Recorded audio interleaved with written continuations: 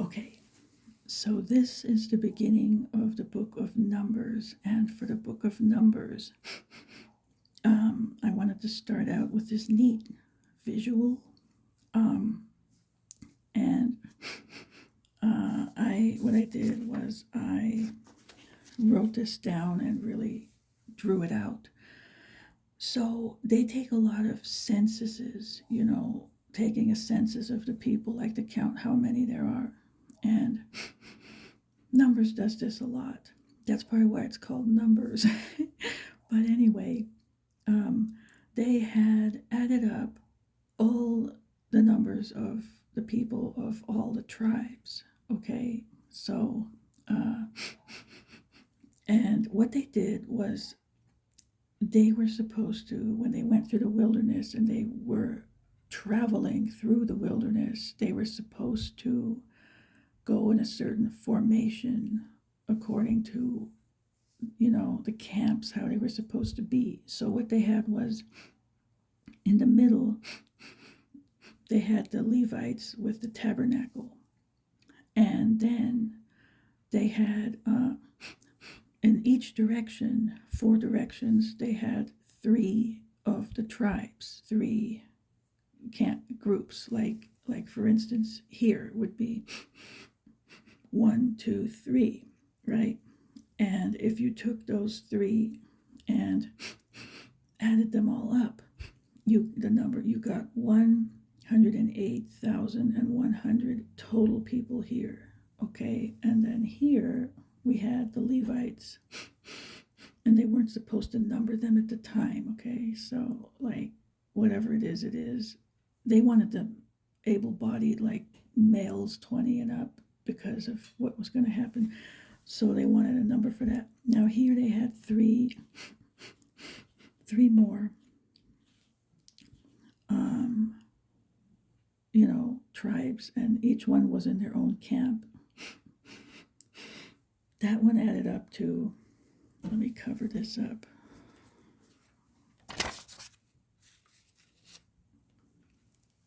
157,600. So it was a bit smaller than this. Like this would be smaller than that. And on this side, same thing, three more tribes with their camps, and the number there, if you added it all up, you got 151,450. So it was very similar, just a little bit different. And then you had the three in the back, and when you added up that number, you got this here, 186,400. So obviously this would be a longer branch, right?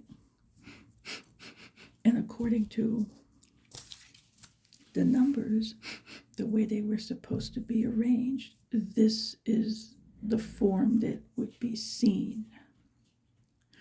So, anyway, it's just all I can say is, any questions? I mean, it's like everywhere, it's just everywhere. But yeah, so this and that was the way they were supposed to travel through the wilderness. So if they were going through and you were up there looking down, that's the shape you would see. So it's kind of a hint. Okay, so anyway, there's that. And then I'll just do a little bit more because I don't want this to be that short.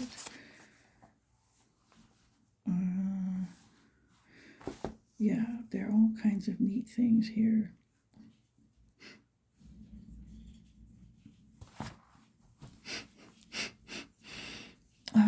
Let me do this. Let me go over to chapter 9.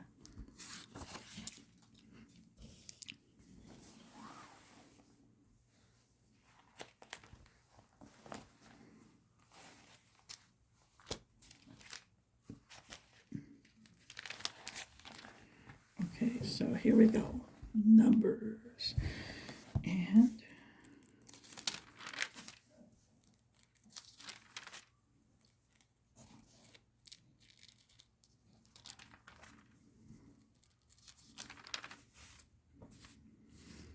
chapter 9, verse 12. Yeah. These are again rules about the Passover lamb. So it said, they shall leave none of it until morning, nor break one of its bones. So this is another thing fulfilled by Christ here.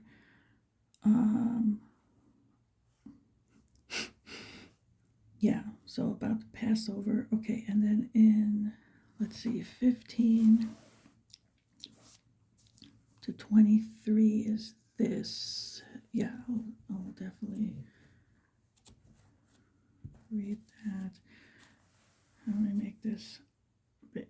Yeah, okay.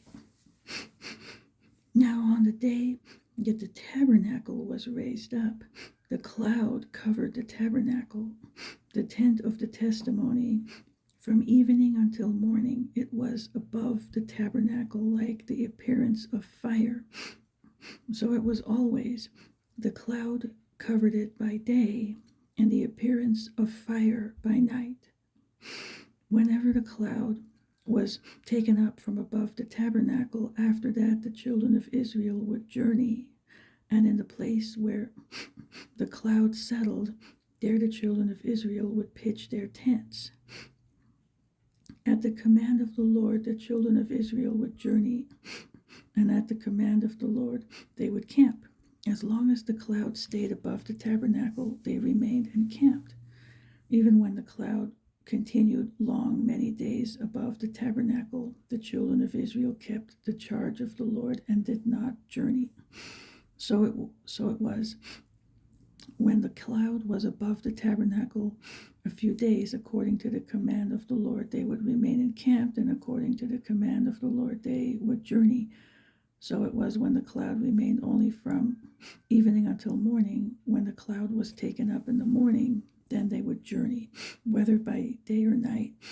Whenever the cloud was taken up, they would journey, whether it was 2 days, a month, or a year, that the cloud remained above the tabernacle, and the children of Israel would remain encamped and not journey. But when it was taken up, they would journey. At the command of the Lord, they remained encamped, and at the command of the Lord, they journeyed. They kept the charge of the Lord as at the command of the Lord by the hand of Moses. So what this all symbolizes is, being led by the Holy Spirit. And let me get that picture again. I made this the other day. This one, let me make this small, where we have the outline of salvation in the Old Testament. So here, this part, led by the Spirit, is right there. The cloud is over the tabernacle. That's the indwelling. And then you're led by the Spirit. Like if you're supposed to move, you move. If you're supposed to stay, you stay. And so that's it. That's what that part is about right there. So I just wanted to share that and show off my wonderful drawing here again. Okay, so now on with this. In 11 is, the people complain because they don't have meat. I'll just put it over here. I'm not going to read all this. And they get meat, but it's sort of a judgment. And it's like, this symbolizes flesh and carnality and the world. So, they're complaining like they want to go back to the old ways, kind of a thing. And of course, God gets very frustrated with them. There's a part here. Oh, okay, somewhere here. Oh, the 70 elders. This part here looks like it's a type of Pentecost because you have 70 of them. and the Spirit is distributed upon them, and they prophesy. So there's a gift of the Spirit going on. So it seems to be a type of that, okay, and in contrast to the other part where they were succumbing to their cravings and got in trouble for it. So I found that interesting. Okay, wait, there's a page in here. It sticks together so well. You probably noticed that. Okay, in 12. Oh, and everything up until what I read. Let me see, I think it's all, yeah. It's more, it's census, it's the census, and then, their formation, which is why I did that, the drawing on the board, and then their priestly service, what they're supposed to do that way, different rules revisited that were in Exodus. This repeats, like it comes up several times. Exodus, Leviticus, Numbers, Deuteronomy, they go over the same thing many times. Duties of, priests, and so different rules. That kind of, it's just more health related in that way. The Nazarite, which we don't do today either. Offerings, which we don't do either. And then the articles of the tabernacle, again, holidays. I read this. Back to the articles. And then here, yeah, they leave Sinai, so they start to move, and then here they complain, and I just mentioned all that. The quail incident. There's a little discord with Aaron, Miriam, and Moses in chapter 12 that gets straightened out. Yeah, in 13 we get the 2 spies sent into the land, and this is what it is they send out one sort of leader from each tribe to go into the land. And they go, the 12, and they come back, and 10 of them have a bad report, and they discourage everybody, like, oh, we're never going to be able to do this. They have their list of reasons. And they were only the 2, Joshua and Caleb, that said, no, it's fine. It'll be fine. God is with us. We'll do it. It'll all work out. And they were the only ones. So they turned out to be the only 2 from that generation that go into the land. Anyway, but they go back again. So they represent the 2 witnesses in the book of Revelation, because that's before that whole thing with the millennium, So it's just a type that way in 13. And this is where, yeah, in 14, they refuse to go. They're not, they're not going by faith. Oh yeah, I was going to mention that too. Like Rebecca, when she went to meet Isaac, she went by faith because it was really blind. I mean, she'd never seen him before. And the same thing happens with Ruth later, but she doesn't know she's going to get a groom. But anyway, that's coming up, and that's a neat story. But they needed to walk by faith, and they weren't. They fell to fear, and they were overwhelmed by the task. They wanted to go back to Egypt, back to the world, and they were not walking by faith. So this is where you get where they say, that old generation won't go, only the new one. So, and that's on my outline too. That thing with the regeneration, it's a symbol for that. There's a lot of interceding here by Moses.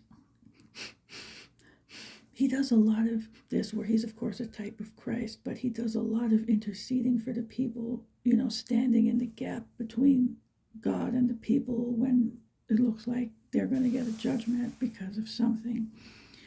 So, okay. And, oh, yeah, and then the people, after they hear they have to wait another long period of time, then they're like, okay, never mind, we'll go, and then they tell them, like, Moses says to them, don't go now. God is not with you now in this move. If you go, you'll get hurt, and that was the time. Now you have to wait, So they try to go anyway and they get hurt. So it's kind of, again, it's the leading of God. Otherwise, that's what would happen. So we have that deal there. And they go in later, and that's coming up. In 15, it's more offerings and laws and rules, for that.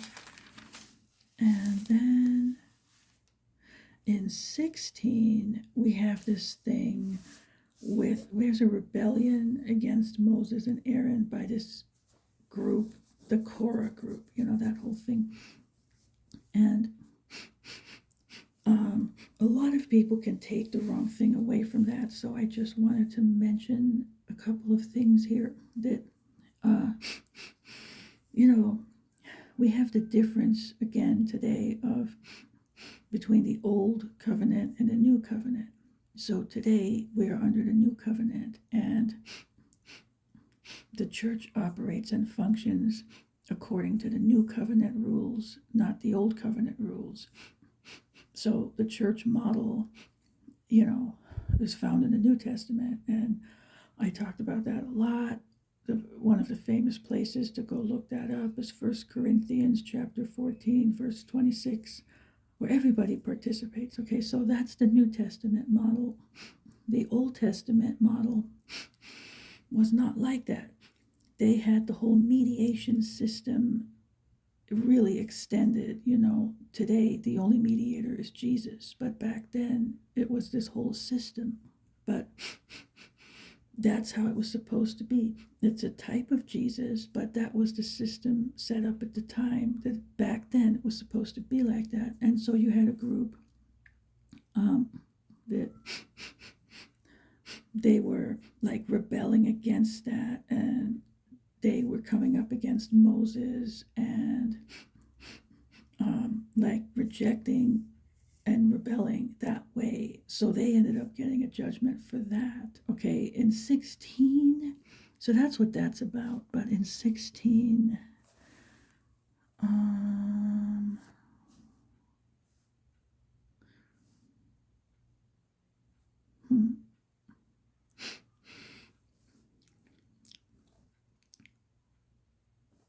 I forgot what I was going to say about this one. Well, anyway, maybe it was the next chapter. I don't see any intercession here. Okay, well, anyway, we'll move on. So that's what happens with that. They're always complaining against Moses, all the time. I mean, I get really frustrated with that. In 17, this is interesting. We have Aaron's rod that budded. That's a famous thing. Yeah, this was the result of all that. Like, God says, okay, here's the deal. Every, I think, leader of the tribe was supposed to take a certain a stick, like a rod, and I guess it was from an almond tree. So they were each one supposed to take theirs and put their name like on the rod and present it to Moses. And Aaron did the same thing. And then it turned out that God had said the one that buds is the one like he selected to be the mediator. So turns out it's Aaron's rod. So it has buds and blossoms on it, and it's almond wood. So it, these would probably be pinkish white flowers and maybe some leaves. So it budded, and that meant that, his was chosen. So he was the one, like, okay, like that should end all the contention. Like he's the one that was chosen as the mediator because they had that whole system of the Levites, and Aaron was the head of it. So it was like he was the chosen one for that. And what this symbolizes is that it's a type of Christ, all of it, but like that there's one mediator. There are not many mediators. There's one mediator between God and man, and that's Jesus. And that we see in the New Testament in 1 Timothy chapter 2, verse 15. So I wanted to mention that because I found that interesting. And, everything symbolizes something else, and it's really neat. Okay, and then 18, again, it's more duties of priests and Levites. Offerings is that. And then in 19, this might be interesting. I won't read it, but this is where they talk about, you know how there's all this stuff going on now with those red heifers and, that third temple thing over in Jerusalem. So they need these red heifers for this, and they found them. So I talked about that before, and they're getting ready for all that. But this is just out of interest sake, it's not for us today, but it has to be there for the end times, though. That's why this is happening. But chapter 19 is where you find all the details about how that's supposed to go with the red heifers and purification and all the rules for that. Okay, so if you want to know what they are supposed to be doing, that's the place. Well, not that they're supposed to be doing it, of course, but they think they are. So that's where you find what's happening. Like that's what's going on with the chapter.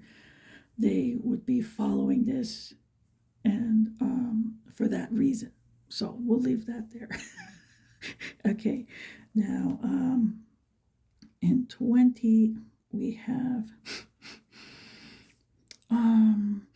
Moses. This is the thing where Moses was supposed to speak to the rock and he strikes it instead, and then you get all the stuff that came out of that. It was another water from the rock thing. Okay, and then their travels, and they're older and they start passing away. And anyway, so this I'm going to read tomorrow because then we get into some interesting territory. Yeah, that's tomorrow, so that's where I'll leave it for today. But again, all those things are fulfilled in Christ.